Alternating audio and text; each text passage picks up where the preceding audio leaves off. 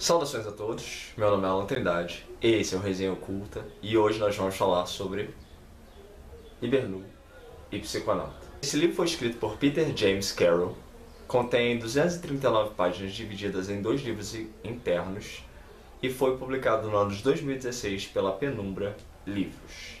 Bom, como vocês devem ter percebido, eu me refiro a esse livro como tendo dois livros internos, ou seja, essa publicação aqui contém dois livros internos, que é o Liber Nu e o Psiconauta. Para aqueles que não são familiarizados com esses títulos ainda, eles foram originalmente publicados de forma separadas. De uns anos para cá, essas publicações passaram a ser publicadas nesse formato de dois livros numa única edição.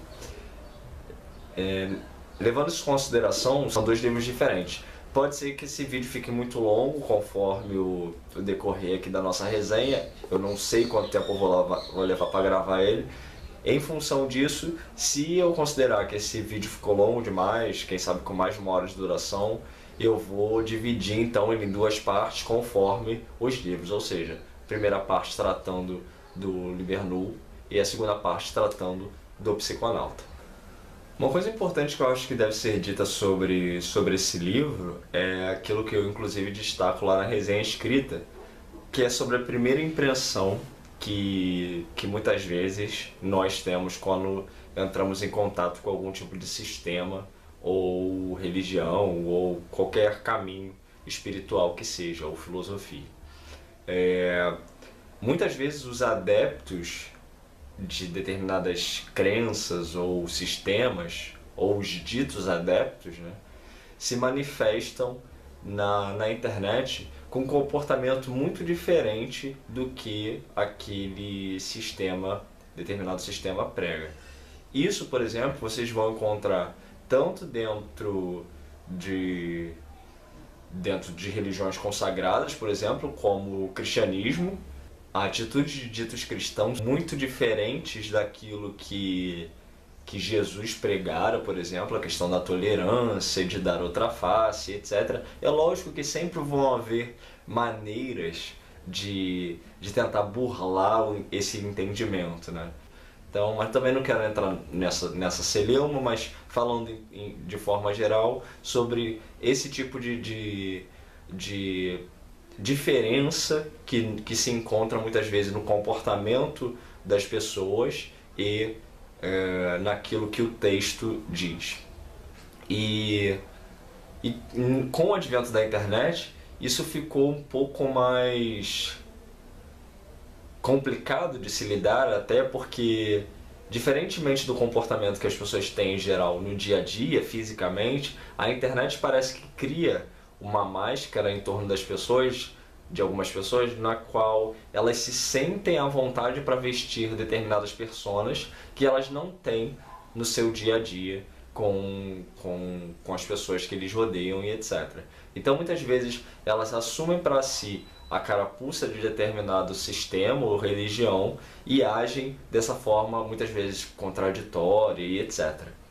Bom, eu não estou aqui querendo definir como deve ser o comportamento da pessoa que segue a religião X ou Y, ou que pratica o sistema W ou K. A questão é que muitas vezes quando a gente faz essa comparação, a gente acaba por se assustar um pouco. E essa foi a impressão que eu tive quando eu li esse livro e então comparei com as experiências que eu tive com alguns dos ditos adeptos da magia do caos. Porque eram pessoas que na internet sempre tinham um comportamento muito desordeiro, sempre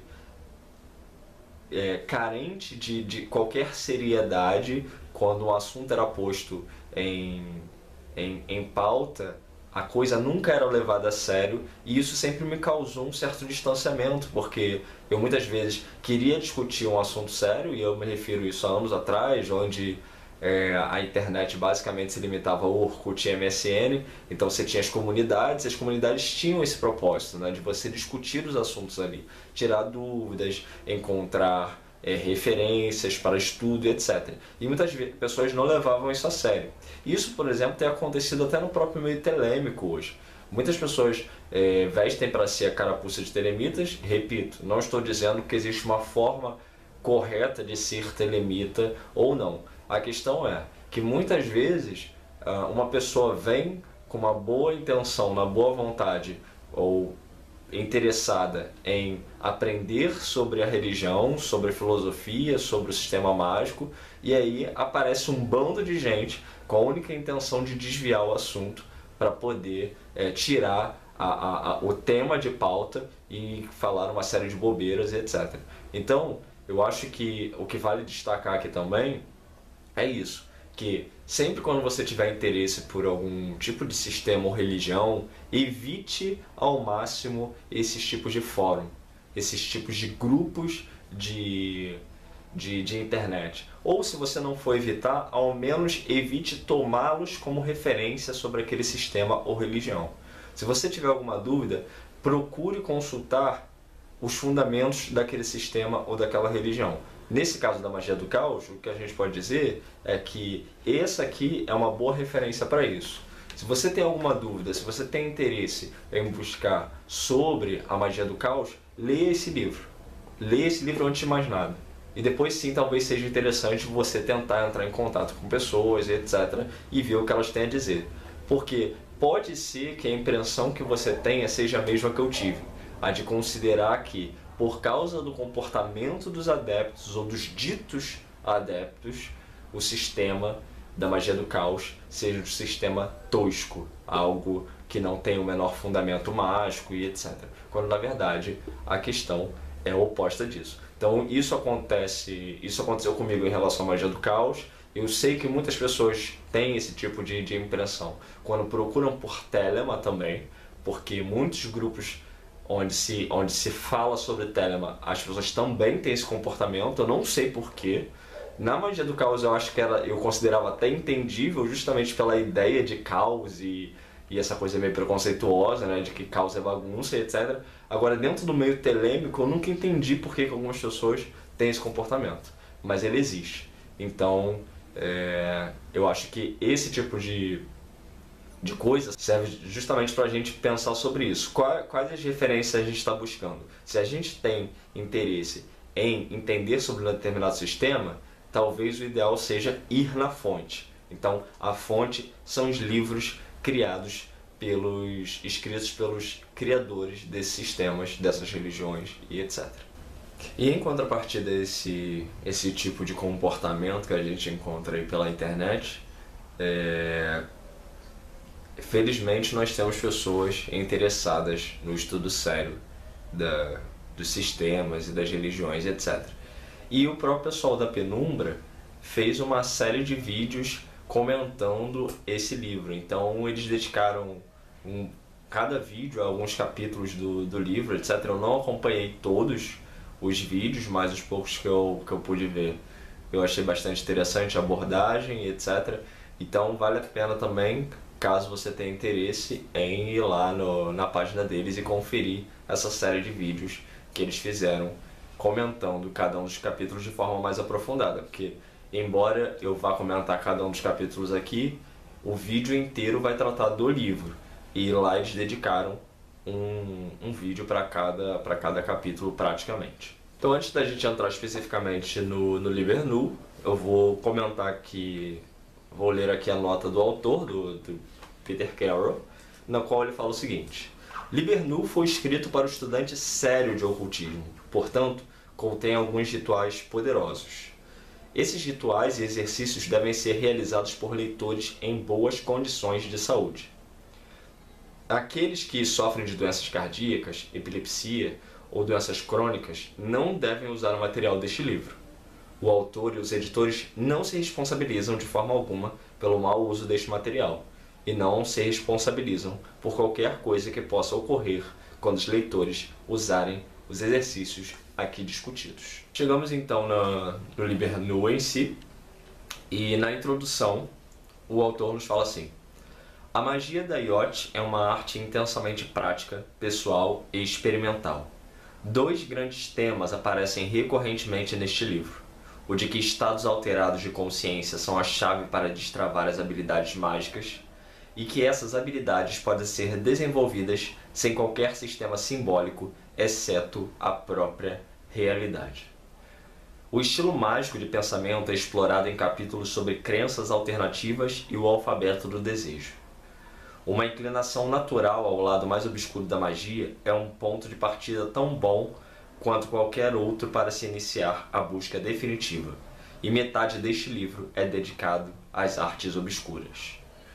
Independentemente de tomos antigos e empoeirados e de mistificação, os elementos vitais de diversas tradições conspiram aqui para criar uma arte viva.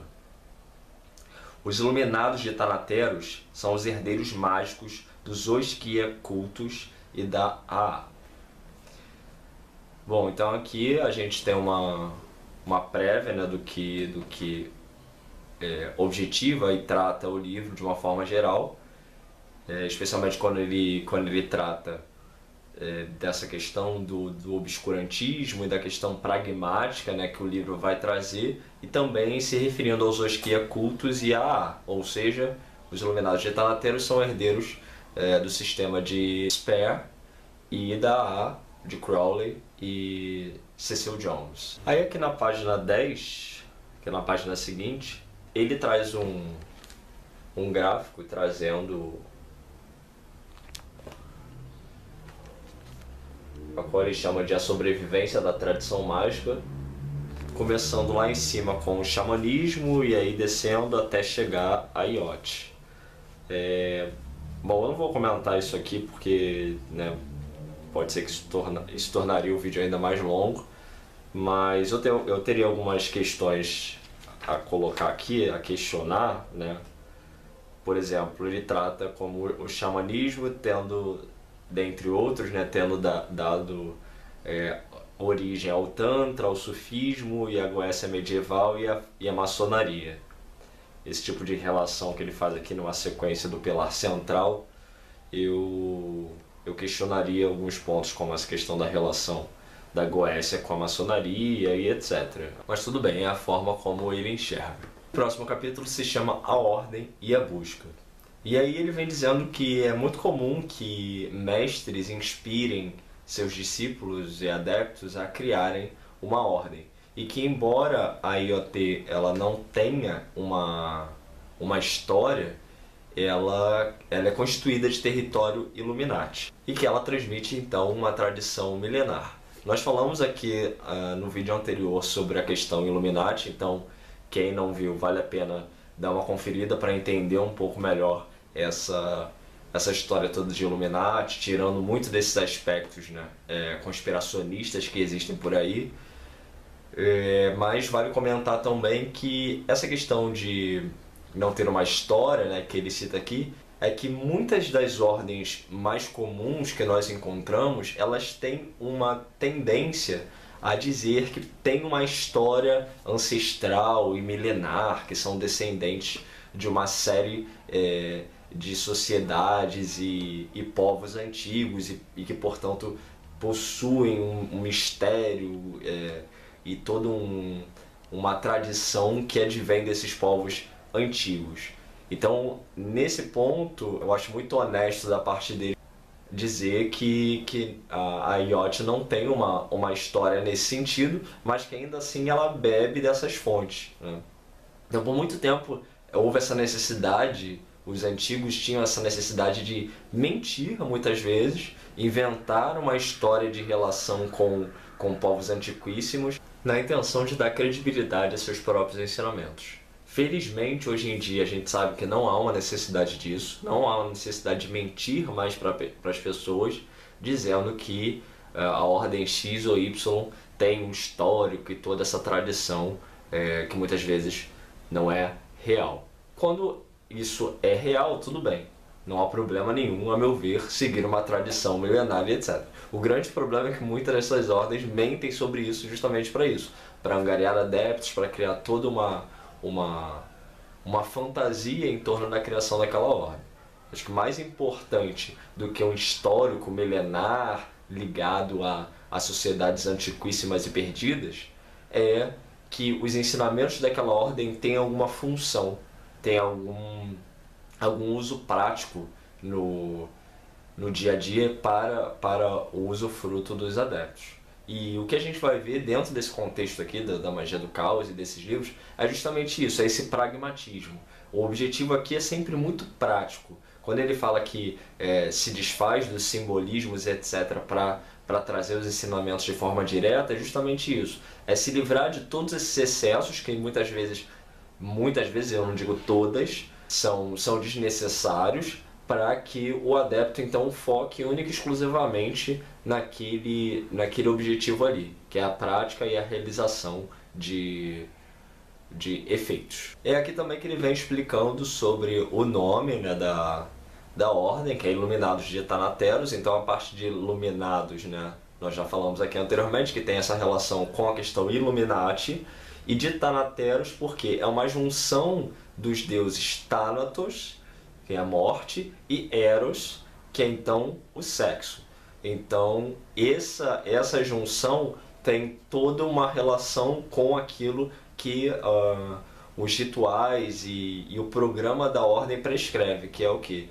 A morte, entre aspas, né? Muitas vezes essa morte vai ser entendida como o uso de um estado alterado de consciência no qual o adepto se desliga, alcança o vácuo, e isso vai ser alcançado por diferentes métodos, para então haver essa junção que pode ser representada também pelo sexo, ou seja, a junção do positivo e do negativo. Então ele vai também explicar que o propósito específico para qual a IoT se constitui é ajudar a determinar em que forma o ainda embrionário quinto éon manifestar-se-á. Então isso também tem uma relação lá com aquilo que a gente falou anteriormente, né, de que existe um objetivo, né?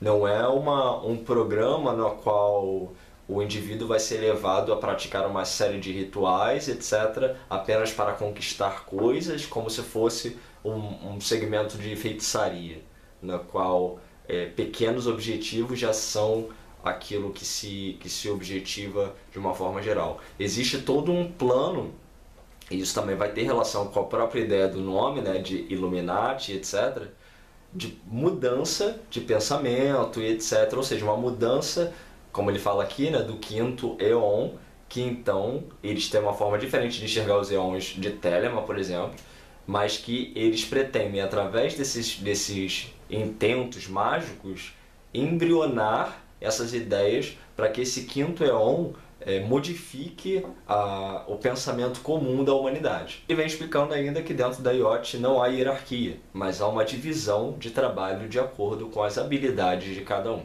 Então o que o leitor tem que saber também é que o Liber Nu é dividido em alguns outros Liber. Chegamos ao Liber MMM. Então dentro desse Liber nós temos 4 tópicos específicos. Um é o controle da mente, no qual ele vai considerar que para operar magia verdadeiramente é preciso controlar a mente até o ponto do transe. E para a realização desse tipo de estado, isso se alcança através da imobilidade absoluta, da respiração profunda, do não pensamento, do transe mágico, da concentração em objetos, da concentração em sons e imagens e na metamorfose. Quem já teve contato, por exemplo, com a obra de Franz Bardon, vai perceber que há uma similaridade nessa etapa com os primeiros graus do programa de ensino mágico que o Bardon apresenta no seu livro. Eu vou fazer uma resenha do livro do Bardon daqui a alguns vídeos, e aí quem tiver interesse vai poder fazer esse tipo de comparação e semelhança. Em seguida ele vai falando da magia e ressalta novamente que para o domínio desse tipo de parte do currículo, o magista precisa então dominar algum tipo de transe mágico e a metamorfose, além de um sistema de divinação que não seja astrologia. Vocês vão perceber que nesse livro ele tem uma certa implicância com a astrologia. Uma vez ou outra ele vai citar a astrologia como não eficiente para o contexto a qual ele apresenta aqui no livro. Isso é entendível em parte porque a astrologia ela tem um caráter muito matemático, entre aspas. Ela não necessita necessariamente de um desenvolvimento psíquico, mágico, pro indivíduo fazer a adivinhação, entre aspas, astrológica. Então é tudo muito calculado e etc. Com o caso, por exemplo, do tarô, isso já não é tão possível assim, porque você tem que alinhar, por exemplo, os símbolos apresentados nos arcanos com a pergunta do consulente. E aí então você usa a intuição e a divinação, etc., fazendo essa conjunção para poder então dar a sua interpretação sobre o que o arcano quer dizer. Então você é levado muito mais a uma divinação, conforme o sentido espiritual da coisa, do que a um simples cálculo matemático. É lógico que outros oráculos também são similares nesse sentido, não só o tarô, como alguns outros jogos de cartas, alguns outros tipos de oráculos e etc. Mas ele recomenda então que a astrologia não seja usada. Essa instrução aqui de magia envolve rituais, sigilos e sonhos, e ele ensina então como desenvolver um ritual de banimento. Ele vai dar, nesse contexto do banimento, ele vai dar então as instruções básicas de como esse ritual pode ser feito, mas tem sempre esse caráter assim de que o indivíduo pode criar à sua maneira o seu próprio ritual. Ou seja, em ele agregando os elementos básicos, o que ele vier a complementar ali fica a critério dele próprio. Não há uma fórmula fechada e absoluta sobre como a coisa deve ser. Em seguida ele vem falando dos sigilos. O sigilo costuma ser o carro-chefe da magia do caos. Em geral, quando as pessoas falam de magia do caos, as pessoas lembram automaticamente de sigilo, que é aquilo que mais se associa a esse tipo de sistema.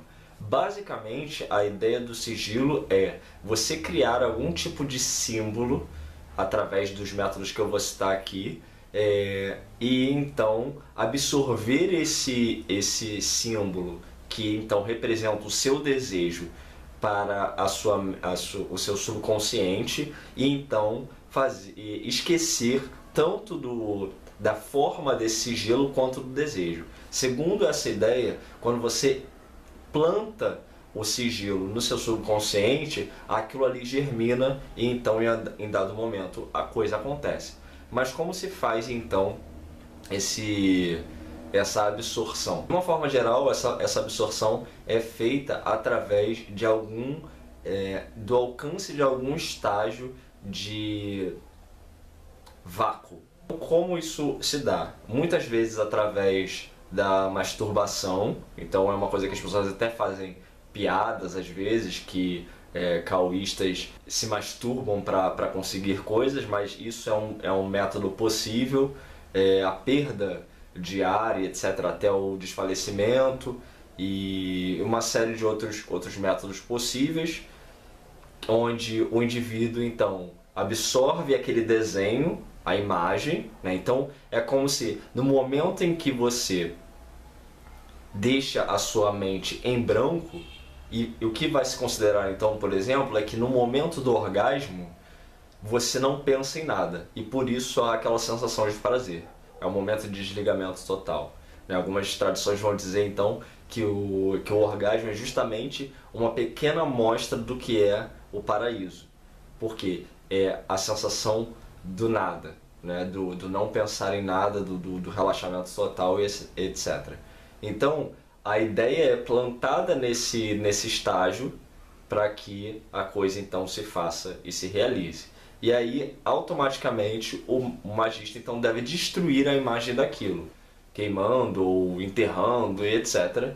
E esquecendo tanto do desejo quanto da forma daquilo. Por isso também que se indica que o sigilo ele não deve ter uma forma muito associável pro magista quando ele é feito. Por quê? Para dificultar justamente essa questão da lembrança. Aqui ele apresenta 3 formas possíveis de se fazer o sigilo.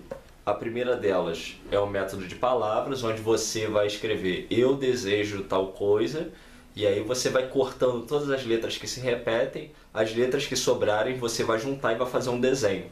Esse desenho então é o seu sigilo, e aí você absorve ele através do estado de gnose, que é esse estado do vácuo, né? O método pictórico, que é onde você faz um desenho da pessoa que você, por exemplo, queira atacar, e aí você vai eliminando os excessos do desenho, conforme mostrado aqui no segundo, aqui, ó, e também se forma um sigilo, e aí você da mesma forma absorve, e o método do feitiço mântrico, que aí você vai criar, então, é semelhante ao primeiro método, onde você vai cortando as letras que se repetem, mas você vai formar uma frase, e aí você vai usar aquilo ali como se fosse um mantra. Por fim, então, dessa parte, nós temos os sonhos, no qual ele fala sobre a importância dos sonhos para a divinação, e que é preciso manter um registro deles sempre, uma vez que a mente consciente sempre se esforce para apagá-los. Então, isso é uma coisa que vocês também vão encontrar em várias tradições. Eu vou falar também mais de sonhos aqui, já tem 2 livros que eu tenho selecionados aqui para tratar especificamente desse tema, não só da viagem astral, mas também de como lidar com os sonhos de forma objetiva, para conquistar coisas, etc. Mas um dos primeiros passos que se tem que ter para se desenvolver nesse campo astral é justamente manter o registro. Porque quanto mais se mantém o registro dos sonhos, mais nós desenvolvemos a habilidade de lembrar dos sonhos. Então, algumas pessoas às vezes conversam comigo e falam: ah, mas eu não sonho, eu não lembro dos meus sonhos, etc. E é sempre preciso dizer, né, que até cientificamente isso não existe. Todo mundo sonha todas as noites. O que acontece é que algumas pessoas estão condicionadas a não lembrar dos sonhos, porque se acostumaram a ficar mandando esse tipo de mensagem para si mesmo. Eu não sonho, eu não lembro dos meus sonhos. A mente acaba aceitando isso e realmente apaga os sonhos da memória. Então, essa é uma importância fundamental para esse desenvolvimento, que é o quê? Sempre registrar os seus sonhos. Sonhou, o que quer que seja, registra. Tem um livro do lado da sua cabeceira e assim que acordar, sempre registre os sonhos. Com isso, esse desenvolvimento vai se dando. Mas nós vamos falar mais desse tema num outro vídeo, num outro livro. Chegamos então ao Liber Lux, e aqui ele começa falando sobre o entendimento que se tem sobre o que seja magia branca e sobre a questão da dualidade, de que um lado só existe por causa do outro, ou seja, que as coisas se complementam sempre. Isso tem relação também com a questão hermética, né?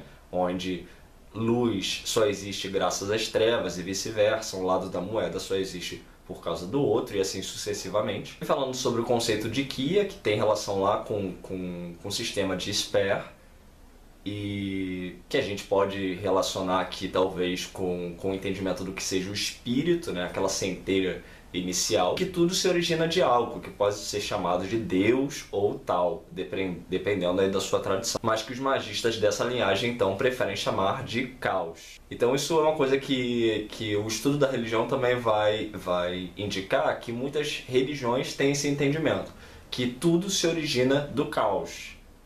Muitas dessas religiões não vão chamar esse caos primordial de Deus, né? Justamente porque muitas vezes não há uma personificação do que seja essa fonte inicial. Isso, falando assim por alto, fica um pouco vago, né? Mas através de entendimentos, por exemplo, de como a Cabala entende o mundo, etc., isso fica muito claro. Não dá pra gente se aprofundar muito nisso, mas basicamente essa ideia que a personificação ela surge quando o universo se manifesta. Então, antes disso, não há uma personificação, logo fica difícil chamar de algum nome específico. Mas se for o caso de precisar chamar de algum nome, há essas correlações com Deus, tal e etc. Dada essa introdução então sobre o Liber, ele vem falando então dos subtópicos que contém esse livro específico, que é o primeiro deles, a gnose, que é aquilo que eu comentei antes, que é esse estado alterado de consciência no qual é usado para a obtenção desses objetivos, como os sigilos. Então ele vem ressaltando que para a obtenção do efeito mágico é necessário entrar nesse estado, mas vale ressaltar aqui também a diferença entre a magia conforme poder exclusivo do mago e a magia conforme pactos com os seres espirituais. Então é bom a gente sempre ter isso em mente, porque muitas vezes esses sistemas modernos, europeus, eles têm muito essa tendência de considerar a magia como algo sempre muito pessoal, muito mental e quase que exclusivo dessa forma. Não estou dizendo que ele restringe a magia a isso, mas é bom a gente ter sempre isso em mente, de que a magia, ela basicamente tem esses dois lados.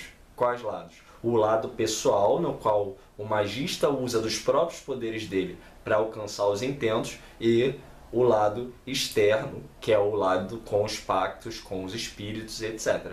Então, em termos de pactos, a gente não precisa considerar que haja uma necessidade desse desenvolvimento, de entrar nesses estados alterados e etc. Por quê? Uma vez que você estabeleça um pacto com o espírito, um acordo, você apenas oferece uma recompensa para esse espírito e então o seu objetivo é alcançado. A gente tem esse exemplo muito prático aqui no Brasil, que são as religiões de macumba, né? Especialmente essas religiões mais de feitiçaria, onde você faz esses acordos com os espíritos e há essa troca.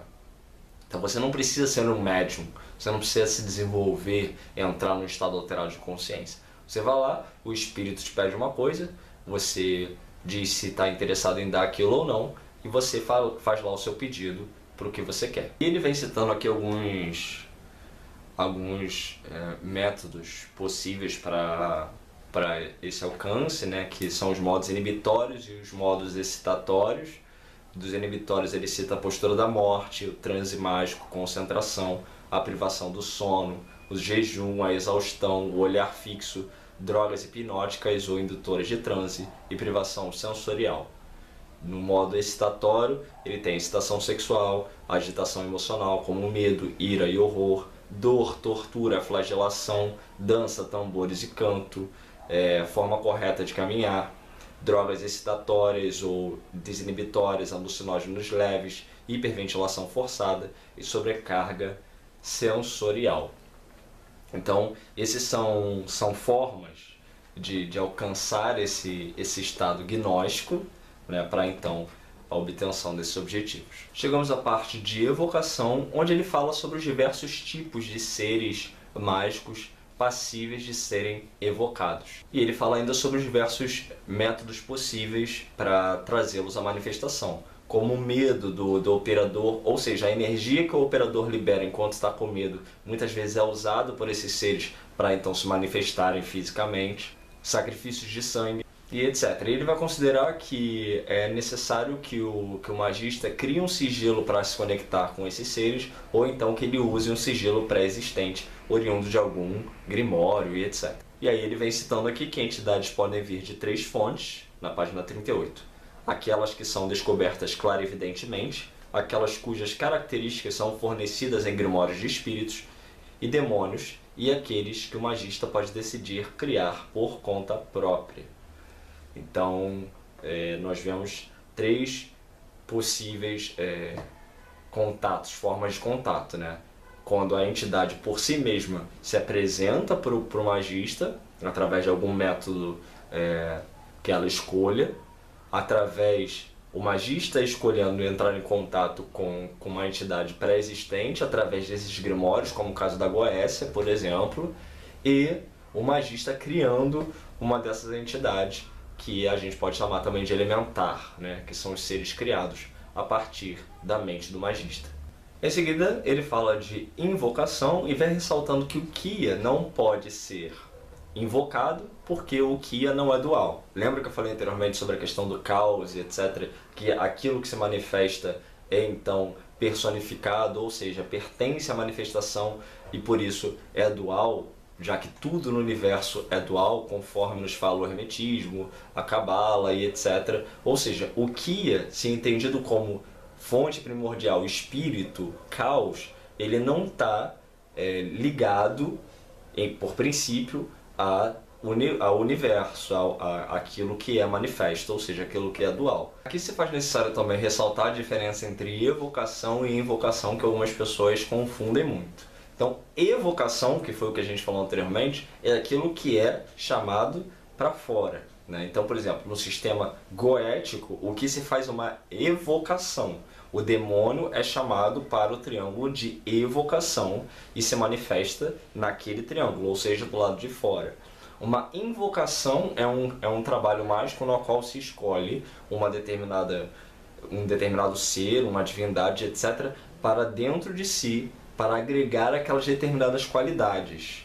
Então, bom, aí ele vem falando desse caso de você querer, por exemplo, agregar características específicas daquele ser, daquele Deus e etc. Então, se você quiser, por exemplo, desenvolver ou explorar as suas habilidades como escritor, você pode invocar Hermes, por exemplo. Se você for mais inclinado à cultura grega, ou Mercúrio, se você for mais inclinado à cultura romana, ou Ganesh, se você for mais inclinado à cultura hindu, ou Tote, se você for mais inclinado à cultura egípcia, e assim sucessivamente. Por quê? Porque todos esses deuses estão relacionados, direta ou indiretamente, à escrita, à comunicação. Então, são deuses possíveis de você relacionar a si mesmo.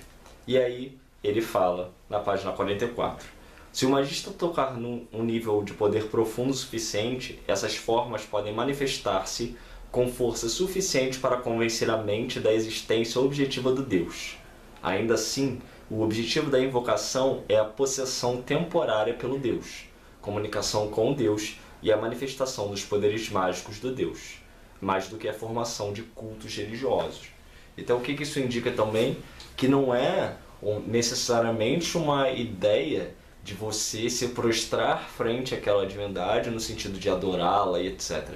Mas, em termos grosseiros, falando aqui, de se aproveitar dos poderes que aquela divindade fornece. Então, é você absorvê-la em si mesmo para que esses poderes então se manifestem. Ele traz exemplos de invocações a Horus, Saturno e etc. Chegamos então à parte chamada libertação, na qual ele vai considerar que o indivíduo não deve considerar nenhuma crença mais importante do que a outra. Isso por quê? Porque uma vez que nós entendamos que estamos num universo dual e por isso mesmo ilusório à sua maneira, logo não existe uma liberdade absoluta quando se está preso a essa manifestação. Então não há algo que esteja mais liberto do que o outro, mas existe aquilo talvez que esteja mais preso do que o outro. E qual é o conceito por trás dessa prisão? É quando você está associado a um lado ao invés de estar livre para caminhar entre os dois lados. Então quando você escolhe um lado dessa dualidade, você talvez esteja mais preso. E aí o que ele vem orientando aqui? É que através de atitudes você desenvolva a sua capacidade de se libertar, de prender-se a um desses dois lados. E aí ele vem dando exemplos de sacrilégio, para você destruir o sagrado, ou seja, de você ser capaz de quebrar os próprios paradigmas, como por exemplo, ele cita aqui, quebrar a própria televisão, experimentar uma sexualidade a qual você não está inclinado a. Então muitas pessoas às vezes, quando conversam comigo, por exemplo, e eu não sou magista do caos, mas eu já venho praticando isso há algum tempo, muitas vezes me perguntam, quando me veem tomando certas atitudes, perguntando por que eu fiz aquilo. E aí às vezes eu explico para a pessoa, olha, eu fiz aquilo porque eu queria saber como é fazer aquilo. E aí a pessoa automaticamente assume que eu gosto daquilo. Mas isso é um erro. Por quê? Nós temos a liberdade de fazer aquilo que nós queremos, independentemente se a gente gosta disso ou não. Por exemplo, não gosto de jiló. Porém, eu sou um ser humano que tenho a liberdade total de comer jiló, mesmo não gostando. A questão é, o que te domina? É o desejo ou é a tua força? É o teu gosto ou aquilo que você quer fazer? Então, se você estabelece que você quer fazer aquilo, não interessa o seu gosto, não interessa a sua inclinação para aquilo. Interessa aquilo que você quer fazer e ponto. Então você é capaz de quebrar esses próprios paradigmas, desde que você queira fazê-lo. Então essa é uma coisa que ele recomenda, o sacrilégio. A heresia, que ele vai considerar o ato de discordar e de encontrar o contraditório em discussões, etc., como uma prática saudável para perceber que em tudo há bizarrice, por exemplo, seja de um lado ou de outro. A iconoclastia, quebrando imagens, na onde ele vai considerar que esse contraponto ele pode ser percebido através e praticado através de imagens, ou seja, contrapor a santidade com a malignidade, vamos colocar assim, ou a castidade com a sexualidade extremada. Isso é uma coisa também que se pode fazer na prática, por exemplo, com coisas que você possa buscar ver sem necessariamente gostar também. Por exemplo, digamos que você não tenha a menor inclinação por coprofagia, que é o sexo envolvendo fezes e demais excrementos do corpo. E você se forçar a ver esse tipo de coisa. Por quê? Porque aquilo vai te gerar esse desconforto no qual você pode se desenvolver a criar esse distanciamento, né, de que você é maior do que essas inclinações naturais que você tem. Bioesteticismo é onde ele vai falar do corpo, e a anatematização, que é a autodestruição. Ele vai considerar a eliminação de tudo aquilo que você gosta, que você ama, ou seja, que é interessante que você reflita sobre todas essas coisas e por que você ama e gosta de todas essas coisas e eliminá-las mentalmente, por exemplo, destruí-las e etc, para justamente criar esse confronto e então chegar a uma possível conclusão de por que você tem esse tipo de sentimento, etc. Todos esses contextos, né, todos esses pontos aqui que ele coloca, basicamente têm o mesmo objetivo, que é confrontar essa dualidade de modo a fazer com que você reflita sobre o porquê de suas certezas, o porquê de seus gostos, e você ser capaz de abstrair-se, de abstrair todas essas coisas, de modo que, por mais que você as mantenha, por exemplo, você pode mantê-las por opção, e não porque você se vê obrigado a tê-las. Então esse tipo de exercício, ao meu ver, ele leva o indivíduo a isso. Mesmo que você passe por essas experiências e que elas te traumatizem de alguma forma, você sai delas um pouco mais fortificado naquilo que você sente ou acredita. Por quê? Não porque você simplesmente tem essas coisas, mas porque você tem porque você quer. Logo, você, de uma certa maneira, as domina. Chegamos então no capítulo do Algoide, onde ele fala então sobre o objetivo máximo do magista, que é alcançar o conhecimento e a conversação com o sagrado anjo guardião, e o que fazer a partir de então. Aí ele fala assim na página 54 e 55. Uma pessoa cumprindo sua verdadeira vontade é auxiliada pelo momento do universo, e parece possuir uma boa sorte assombrosa. Ao começar a grande obra da obtenção do conhecimento e conversação, o magista jura interpretar toda a manifestação da existência como uma mensagem direta e pessoal do caos para si. Então aqui ele coloca a palavra caos, mas em Telemann a palavra usada costuma ser universo, ou Deus, ou algo do tipo. Mas o conceito a gente percebe que é o mesmo. E ele continua. Fazer isso é entrar na visão de mundo mágico em sua totalidade. Ele assume completa responsabilidade por sua atual encarnação e deve considerar cada experiência, coisa ou informação que o atinge de qualquer fonte como um reflexo da forma que ele vem conduzindo sua existência. A ideia de que as coisas que ocorrem consigo podem ou não ter alguma relação com a forma que se age é uma ilusão criada por nossa percepção rasa. Ficando de olho nas paredes do labirinto, nas condições de sua existência, o magista pode então começar sua invocação. O gênio não é algo que se adiciona ao seu ser. Na realidade, é uma remoção do excesso para revelar o Deus interior. Então, o conceito é bem semelhante que nós temos em Telemann, né? Quando ele vai definir então que o objetivo do magista do caos é também o conhecimento desse ser interior. Então, existe muita discussão em cima disso, se é um ser externo, se é um ser interno, etc. Ele meio que define isso aqui, né, quando ele diz que é uma remoção do excesso para revelar o Deus interior, ou seja, que é uma partícula que nós já possuímos, mas que pela questão da vivência e todas as coisas que existem ao nosso redor, vai sendo gradualmente escondido dentro dessas camadas de ilusão, mas que quando a gente assume então a responsabilidade de ter esse conhecimento e essa conversação, a gente assume a responsabilidade de tirar essas camadas e entende que toda a manifestação da nossa vida é uma manifestação que está em contato com esse ser. Em seguida ele vem falando de divinação e fala então sobre a vibração das coisas e que pessoas que já têm algum tipo de conexão já são facilitadas nesse processo, né, da adivinhação e tudo mais. Mas que com algum desconhecido é preciso conectar e mais uma vez ele vai recomendar então o estado de gnose para haver essa conexão e o uso de oráculos, né, já que a gente está falando de divinação. Então, para quem não está habituado, divinação é uma outra palavra usada para adivinhação e mais uma vez ele desestimula a astrologia, que ele não considera uma forma de divinação mágica pelos motivos que eu já falei aqui anteriormente.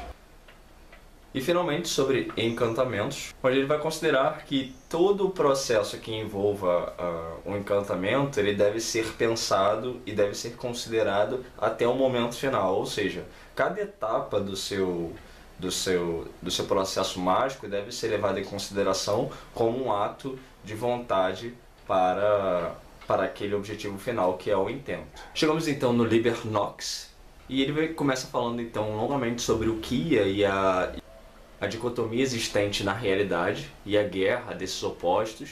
E o primeiro tópico que ele traz aqui nessa parte é a feitiçaria. Aqui ele vai dar um resumo sobre os elementos usados na magia, além de amuletos, armas e coisas do tipo. E aí ele começa o capítulo falando assim: feitiçaria é a arte de usar bases materiais para obter transformações mágicas. A vantagem de usar tais bases materiais é que o poder que nelas reside pode ser ampliado ao longo de um período. 4 principais tipos de materiais são usados: aqueles que contêm reservas de um tipo de poder em particular, tais como feitiços, talismãs, armadilhas espirituais e amuletos; aqueles que agem para levar algum efeito ao seu alvo, como pós, filtros, imagens de cera e cordas com nós; aqueles que agem como base para receber impressões divinatórias; e aqueles que agem como âncoras para alguma forma etérea que pode ser enviada como uma arma mágica. Adicionalmente, sangue e sêmen podem ser usados como fontes de força vital. Diversas outras secreções e excreções corporais, como cabelos, unhas, cuspe e etc., podem ser usadas para estabelecer elos de ligação mágica com pessoas alvejadas. Então, aqui por que essas coisas muitas vezes são usadas, né? Justamente para que se estabeleça essa conexão material com um determinado alvo, por exemplo. Por quê? A gente está falando sempre de quê? Que na magia, de uma forma geral, o conceito é que todas as coisas são ligadas. E todas as coisas possuem uma vibração e uma associação.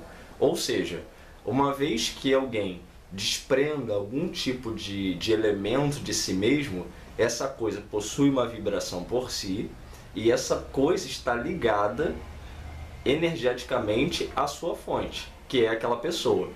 Então sempre que eu uso algum elemento de uma determinada pessoa para fazer algum tipo de feitiço, o que eu estou fazendo na verdade é me ligar àquele objeto, ou seja, ligar a minha energia, o intento do meu ritual àquele objeto, para que aquele objeto sirva de meio para atingir aquela determinada pessoa. Isso pode ser usado tanto para o bem quanto para o mal, né? Não há de se pensar que é uma coisa sempre para o mal, assim, pegou uma parte da pessoa para destruir ela. Não. Se vocês podem perceber, por exemplo, que alguns médiuns, por exemplo, às vezes pedem que leve uma peça de roupa da pessoa e alguma coisa do tipo, quando a pessoa às vezes não pode se deslocar para fazer esse tipo de ritual. A mesma coisa acontece, por exemplo, numa dessas igrejas aí muito famosas, né, evangélicas, e se vocês virem na televisão, eles pedem às vezes, leva uma camisa do fulano que é alcoólatra. Aí a pessoa vai lá, pega a camisa da pessoa e leva lá para a igreja, para o pastor orar. Né? O conceito é o mesmo. Eles nunca vão chamar aquilo ali de magia, porque eles dizem que que magia é sempre algo negativo, mas o que eles estão fazendo é sim magia. Eles se aproveitam o tempo inteiro dos nossos conceitos para fazer os seus rituais e enganar essas pessoas. Não estou dizendo que não funciona. Enganar no sentido de dizer que aquilo ali não é magia, quando na verdade é. Uma vez que a gente entenda que magia não tem lado, né? Magia não tem, ela não vai funcionar ou não funcionar porque está numa igreja ou está dentro de um círculo do mago. Não, ela não tem esse tipo de critério. É simplesmente a manipulação energética. Então, a maneira como isso se dá vai funcionar para qualquer um, independentemente de onde essa pessoa esteja, basta que ela siga então esse tipo de método. O próximo capítulo se chama O Duplo, e ele vem falando sobre a alma e as diversas atribuições mágicas que se dá então para a alma. Tanto quanto a manipulação dessa alma, né, dessa energia, que eu já falei aqui que em termos básicos é o corpo intermediário entre o espírito e o corpo físico, ou seja, é aquele corpo que nós usamos para ir para o mundo dos sonhos, que é o plano astral, ou para nos transformarmos em outros seres, como por exemplo o caso às vezes de transformação animal, onde alguns magistas se transformam em animal, manipulam esse corpo astral, a alma, para se transformar em algum tipo de animal e etc. E por aí vai. Os usos e atribuições são diversos. Ele vem falando também sobre a importância de quando você está desdobrado, geralmente você não vê o próprio corpo. Pelo menos na minha experiência, eu não tenho muito esse hábito. Ele vem indicando essa prática, né, de sempre que você desdobrar, sempre que você estiver no plano astral, você olhar para as próprias mãos, etc. Esse tipo de recomendação é dado em alguns outros livros também, para você então fixar ainda mais a projeção. O próximo ponto chama transmogrificação, e ele falando sobre um dos títulos do Ki, que é o espírito, né, que chama de Anon, e vem falando mais sobre essa questão da dualidade e da liberdade do magista em fazer o que quiser, sobre o conceito de que se nada é verdadeiro, tudo é dual, logo tudo é ilusório. Então o magista ele tem que ser um indivíduo desprendido dessa dualidade. Isso tem relação com o que eu falei lá anteriormente, de que da questão nesse contexto aqui, o magista não escolher um lado, porque escolher um lado é então estar se posicionando num campo no qual ele sabe que é ilusório, uma vez que os dois lados sejam ilusórios. Então se tudo é ilusório, aí vem a máxima, uma das máximas clássicas do contexto do caos: se nada é verdadeiro, tudo é permitido. Ou seja, não há por que um magista ter esse tipo de lado, de se colocar e de se restringir em algum lado dessa dualidade, porque nada é verdadeiro. E ele vem falando sobre alguns rituais sexuais usados para imantar sigilos, alcançar o estado de gnose e etc. O próximo capítulo se chama Crença Aleatória, e é onde ele vai mais uma vez abordar essa questão da liberdade do magista do caos em exercer a sua vontade de liberdade de maneira totalmente desprendida, sem se fixar em nenhum tipo de conceito específico. Então aqui é uma espécie de brincadeira, entre aspas, na qual ele vai sugerir que o indivíduo use um dado, e de acordo com o resultado de cada número do dado, o indivíduo é indicado a vivenciar e mergulhar na experiência dessa vivência por uma semana, um mês ou um ano inteiro. Então, o primeiro resultado, se o dado cair no número 1, né, é o paganismo. Então, é indicado que ele assuma para si a postura de um pagão, né? O segundo, de monoteísta, ou seja, da crença de um Deus único, etc. O dado resultando em 3, que ele se transforma então no ateu. No 4, em niilista. Em 5, em caoísmo. E 6, em superstição. Então, o objetivo é justamente esse: é que o indivíduo possa vivenciar todas essas essas experiências, e ele vai indicar inclusive que através desse método você pode então reduzir o seu número de reencarnações. Porque como você já viveu várias dessas experiências, então, e aí parte do conceito, né, de que a vivência material está atrelada à experiência, então tentando entender aqui o conceito seria que a pessoa teria que passar por várias etapas desse tipo de experiência em vidas para poder chegar a algum resultado final. Então, em se vivendo isso nessa própria existência, então você reduz o número de reencarnações. O próximo capítulo se chama O Alfabeto do Desejo. E aqui ele traz um alfabeto com 21 glifos pictóricos, no qual mostra a dualidade dos nossos desejos. Então é sempre um estado e o seu oposto, amor e ódio. Ele indica ainda que os glifos podem se relacionar às cartas de tarô. Aqui está uma mandala com os glifos. O que ele vai vir a salientar aqui é que na manifestação, mais uma vez, tudo é dual. Logo, é impossível se distanciar desse tipo de coisa, apesar de algumas pessoas tentarem. Ou seja, algumas pessoas, na intenção de evitar algum tipo de depressão muito profunda, evitam um êxtase muito grande. Porque geralmente a depressão profunda vem em consequência de uma alegria muito grande. Quem já teve experiência, por exemplo, com drogas sintéticas, sabe que muitas vezes isso ocorre. Não ocorre com todo mundo, porque obviamente os efeitos químicos variam de pessoa para pessoa, mas é relativamente comum que pessoas relatem esse tipo de coisa. Ou seja, chegam no ápice de algum tipo de sentimento. Na verdade não precisa nem ser droga sintética ilegal. Por exemplo, a própria cerveja ou álcool muitas vezes já mostra isso, né? A pessoa fica naquela euforia, naquela animação quando está em determinado estágio do efeito do álcool e muitas vezes chora depois, né? E começa a chorar porque se lembra de alguma coisa que a entristece e etc. Ou seja, é a compensação ali próprio do efeito da droga dessa euforia. Então ele vem ressaltando que algumas pessoas justamente evitam se lançar nesse tipo de experiência justamente porque sabem que a consequência é esse estado de tristeza que vem em seguida. Mas quando o magista, então, ele aprende a se distanciar dessas nuances, né, desse balanço, então ele pode se lançar nessas experiências sem nenhum tipo de problema, entre aspas. E aí ele fala na página 99.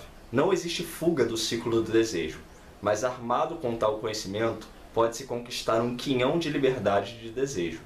O alfabeto do desejo pode ser chamado de arena de Anon, pois quando Kia conquista completo anonimato, liberdade de identificação, ele pode vaguear pelo alfabeto como desejar.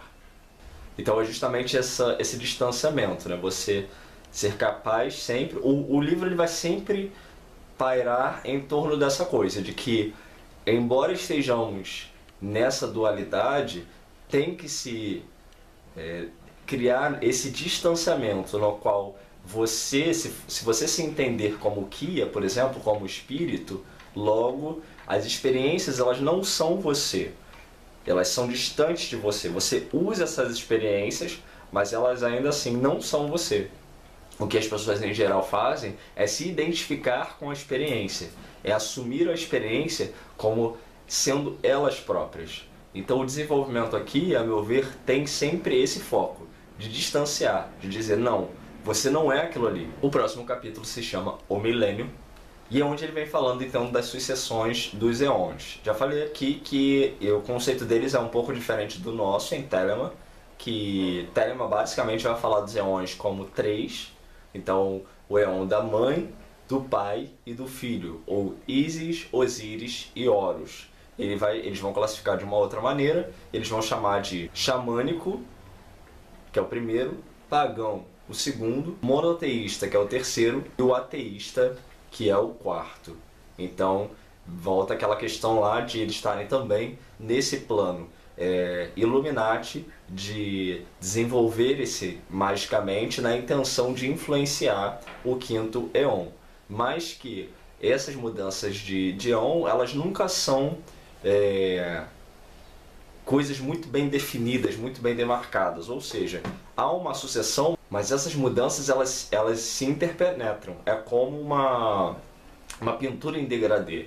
Não existe nesse conceito de Eon, por exemplo, uma ideia absoluta de que chega um momento em que a experiência daquele Eon é vivida na sua absoluta e total ideia.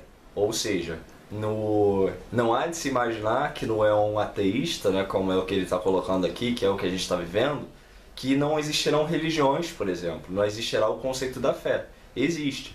Porém, a predominância do pensamento tende a ser uma predominância de comportamento ateísta. E até nisso há de se comentar que não é porque uma pessoa se diz religiosa, por exemplo, que ela não seja uma ateia. Então, isso é um assunto para um outro vídeo, mas há de se levar isso em consideração. Porque, por exemplo, se as pessoas agem como se não crescem em um conceito divino, por exemplo, há de se considerar que muitas vezes elas na verdade falam que creem naquilo, mas na verdade não creem verdadeiramente. Por exemplo, se um determinado Deus diz que se você comer biscoito, você vai para o inferno. E um homem mesmo diz que, com uma arma na sua cabeça, diz que se você comer biscoito, ele dá um tiro na sua cabeça. Se você está na situação de crente e come biscoito, mesmo sabendo que você corre o risco de ir para o inferno, é provável que você não tenha tanta crença assim de que você vá para o inferno, ou de que você realmente tem aquela divindade como Deus. Agora, se um homem está com uma arma na sua cabeça e diz que se você comer biscoito ele vai dar um tiro na sua cabeça, se você não come, ou seja, a gente pode considerar que as pessoas em geral acreditam mais, por exemplo, num homem tá ali com a arma na sua cabeça e pode te dar um tiro, do que nessa ideia de Deus que pode te condenar ao inferno, etc.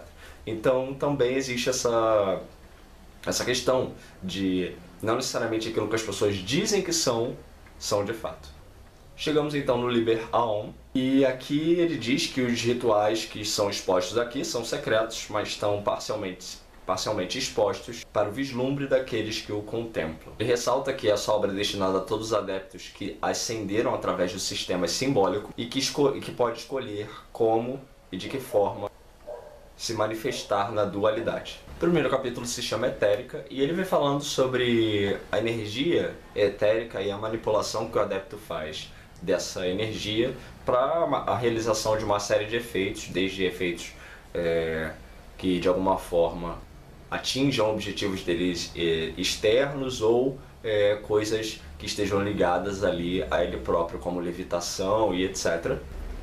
E aí ele cita experimentos com plantas, além de experimentos com cura e etc. O próximo se chama Transubstanciação e é um verso no qual trata da questão do ser. O próximo capítulo se chama A Caosfera, que é definido como: a caosfera é a principal fonte de luz ou lâmpada mágica do adepto, uma singularidade psíquica que emite a escuridão brilhante. É uma fenda criada propositalmente no tecido da realidade, através da qual a matéria do caos adentra a nossa dimensão. Alternativamente, pode ser considerada uma demonstração do axioma de que a crença tem o poder de estruturar a realidade. E na verdade ela consiste de um objeto oco, nesse formato aqui,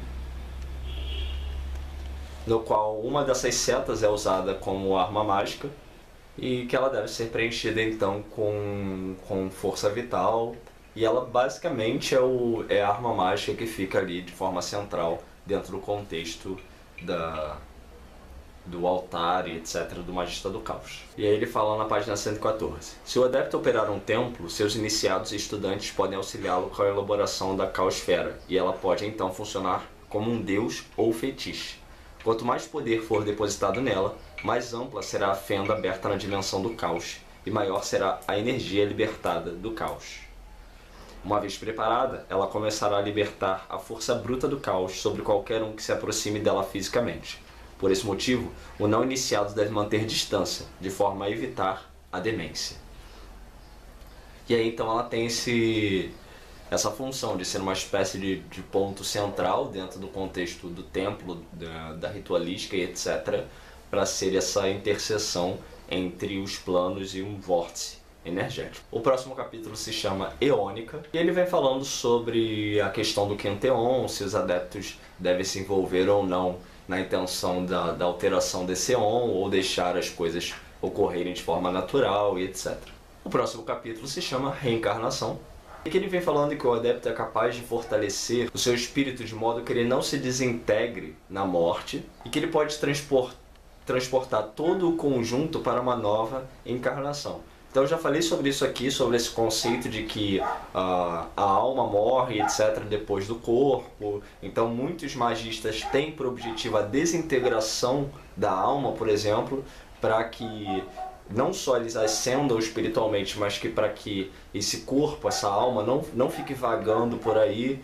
Então quem não assistiu o vídeo sobre Através dos Portais da Morte e o plano astral, lá eu falo melhor sobre isso. Aqui então ele indica 3 rituais que ele classifica como sendo de sexo e morte, na qual o indivíduo pode então lidar com a reencarnação. O primeiro deles se chama o Rito Vermelho, no qual o adepto, já em estado de velhice, escolhe uma mulher mais nova e então estabelece uma relação amorosa com essa mulher. Ele engravida e nos 2 primeiros meses ele então se mata. A partir disso então ele, através dos poderes desenvolvidos durante o curso desse sistema, ele se coloca dentro do feto que está em desenvolvimento na barriga da mãe e então ele renasce. O segundo rito se chama o Rito Negro, no qual o magista ele vai escolher um corpo no qual já tem um ocupante, ou seja, uma pessoa vivente, normal, e ele vai invadir esse corpo. E aí, bom, aí ele cita algumas consequências possíveis, no qual o indivíduo pode parecer que se tornou louco, etc., e que ele muitas vezes vai guardar as memórias e que o magista tem que saber lidar com essa problemática, mas então ele vai habitar um corpo de alguém que ainda está vivo. Tem um filme bastante interessante que trata mais ou menos disso. Não é exatamente sobre espírito, mas o tema tem mais a ver com ETs e etc. Se chama Capax. Eu vou colocar aí o trailer para quem tiver interesse em assistir depois. E o último é o Rito Branco, na qual ele escolhe um feto aleatório e entra nesse feto. Então aqui ele indica que o ideal seja que se crie uma maneira de identificação para com a criança quando ela nascer, algum tipo de símbolo ou sinal que o adepto então venha dar no caso dos seus companheiros forem identificar essa criança. É mais ou menos o que a gente vê lá no caso lá do budismo, né? Onde muitas vezes eles ficam em busca lá da criança que guarda então o espírito de algum bodhisattva, e aí tem lá as indicações que mostram que aquela criança ali era o bodhisattva tal e etc. Então nós encerramos essa primeira parte do livro, que é então o Liber Nu, e vamos então para o Psiconauta. Eu creio que esse vídeo vai ser dividido de fato em 2 partes, então a outra parte já estará disponível aí para você assistir. Então é só clicar em algum lugar aí do vídeo que ela vai aparecer.